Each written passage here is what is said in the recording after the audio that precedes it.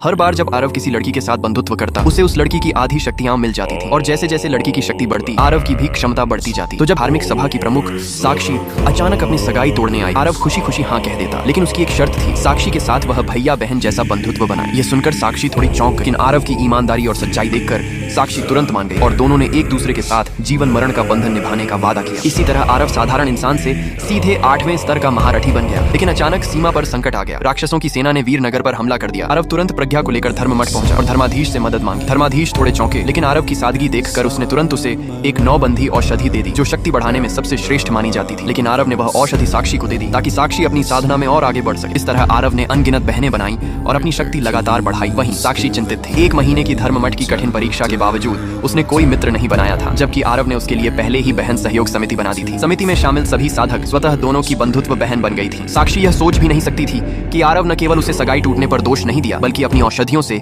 उसे शक्ति जोड़ रहा था। वह इतनी भावुक हुई कि फिर से आरव से जुड़ना चाहा, लेकिन आरव ने दृढ़ता से मना कर दिया और कहा कि वह अपनी साधना पूरी करे। लेकिन उसी रात आरव ने अचानक 2 राक्षस जासूसों को रोक लिया। दोनों हड़बड़ाकर भागने लगे, लेकिन आरव ने देखा कि इस बार उसकी बढ़ी हुई शक्ति राक्षसों की तकनीक से मेल खा रही थी। उसने तुरंत कोई शोर नहीं मचाया, बल्कि यह देखने का निर्णय लिया कि ये 2 महिलाएं क्या करने आई थी। अगली सुबह बहनें घबराकर आईं और रिपोर्ट दी। राक्षसों ने धर्म मठ में घुसपैठ कर दी थी। सभी वरिष्ठ साधक, यहाँ तक कि साक्षी भी जाल में फंस गए थे। तभी सिस्टम ने सूचना दी, आरव को तुरंत साक्षी को बचाने के लिए जाना होगा। यदि साक्षी की हत्या हुई तो आरव की सभी शक्तियां खतरे में आ जाएंगी।